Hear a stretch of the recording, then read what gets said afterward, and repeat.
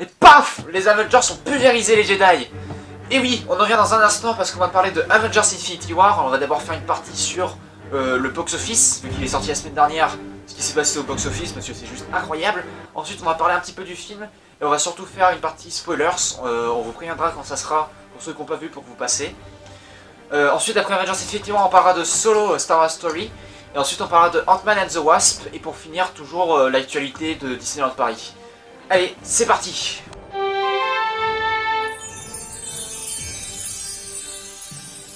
La dernière production des Walt Disney Studios et des studios Marvel Avengers Infinity War est sortie il y a une semaine et a déjà battu des records de box-office. Et oui, avec son week-end de sortie, il a engrangé 630 millions de dollars, battant le record absolu pour un week-end, battant donc Fate of the Furious qui avait fait 571 millions de dollars. Il l'a littéralement explosé. Et il n'est même pas sorti en Chine, il ne sortira que le 11 mai alors que la Chine est le deuxième marché mondial du box-office. Mais la force du film, c'est surtout son méchant Thanos. Là où ce volet d'Avengers se distingue par rapport aux autres productions Marvel, c'est par rapport à la force de son méchant. Terrifiant, puissant et avec une motivation incroyable et compréhensible en plus, Thanos fait tous les autres vilains de l'univers Marvel se mordre les doigts. Il est culte instantanément, et oui, Thanos s'impose comme vraiment le vilain ultime de l'univers Marvel.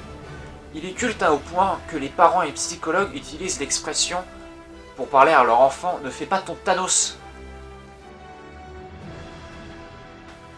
Attention, on entre dans la partie spoilers, donc si vous ne voulez pas être spoilé parce que vous n'avez pas vu le film, passez cette partie, on vous mettra quand ça finira. On se retrouve tout à l'heure.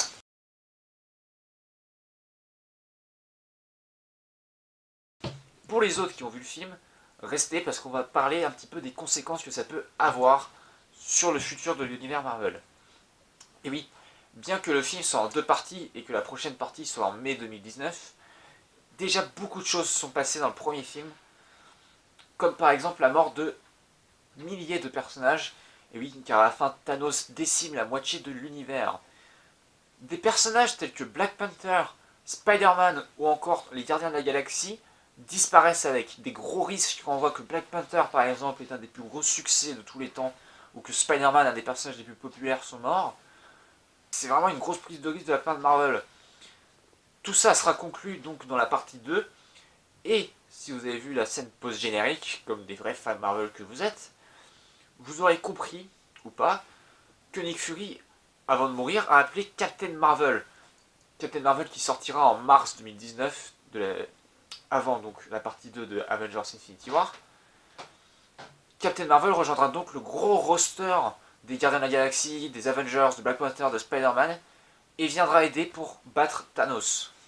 Et rappelez-vous bien, à un moment, Doctor Strange dit qu'il y a une seule façon sur 16 millions de gagner face à Thanos. Un peu plus tard, pour sauver Tony Stark, il lui donne la pierre du temps. Je ne pense pas que ce soit par hasard qu'il lui donne la pierre. Très clairement, Doctor Strange a un plan en tête, il sait très bien comment il faut gagner, et je pense que très clairement, le fait de donner la pierre, c'est pour quelque chose qui va arriver. Il sait très bien ce qu'il fait, et je pense que dans la partie 2, on comprendra pourquoi il a fait ça, quand il reviendra sûrement. Doctor Strange n'a pas fait ça par hasard. Mais vous aurez remarqué que dans le film, il y a deux grands manquants, Hawkeye et Ant-Man. Alors, c'est expliqué au début du film pourquoi ils ne sont pas là.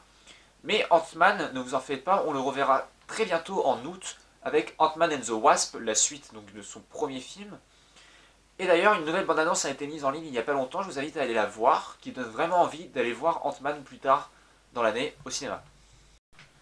Allez, maintenant les copains, on embarque pour une galaxie lointaine, très lointaine. On monte à bord du Faucon Millennium et c'est parti pour Solo Star Wars Story. Avec ce film, on découvrira le passé incroyable de Han Solo, de sa rencontre avec son futur copilote Chewbacca et avec son futur meilleur ami et parieur Lando Calrissian.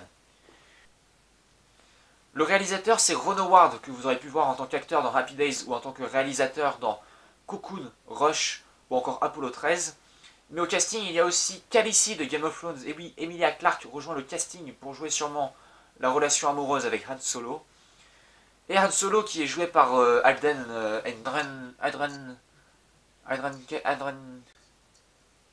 Bidule.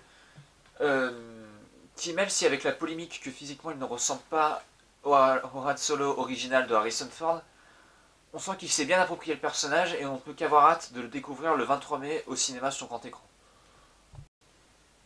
Et on en passe maintenant à l'actualité du parc et on revient un petit peu sur l'univers Marvel, car comme vous le savez, il va y avoir l'été des super-héros Marvel du 10 juin au 9 septembre de cette année. Et c'est aux côtés du Studio Theater, qui est anciennement Cinémagique, qu'on voit que les travaux avancent vraiment bien et que la saison se rapproche de plus en plus, car c'est dans à peu près un mois, mine de rien. Comme vous pouvez le voir dans notre dernier vlog, ça y est, ils ont commencé à faire les travaux à l'extérieur, à repeindre et à remettre des nouveaux panneaux pour accueillir très bientôt le spectacle Marvel. Toujours au studio, Crush reste fermé jusqu'au 2 juin, on voit que l'extérieur a bien été repeint, ça fait du bien de le revoir tout neuf. Et dans le Disneyland Park, Phantom Manor continue sa longue rénovation jusqu'en octobre, et Manhattan Stick-Ups rouvrira le 23 juin après 3 mois de travaux. Et on voit qu'ils ont très bien avancé, avec plus aucune décoration extérieure, même les tasses ont été enlevées. On a hâte de revoir ce que ça va donner, tout beau, tout neuf. C'est tout pour aujourd'hui, donc on se retrouve la semaine prochaine pour encore plus de nouveautés sur le cinéma et sur le parc. Ceux qui n'ont pas encore vu Avengers Infinity War, foncez le voir. N'hésitez pas à vous abonner, à liker la vidéo, à laisser un commentaire même pour parler un petit peu d'Avengers Infinity War, si vous voulez, pour savoir si le film vous a plu, si vous attendez avec impatience la suite, et si vous avez hâte de voir la nouvelle saison au Walt Disney Studios à Disneyland Paris. Donc je vous dis à la semaine prochaine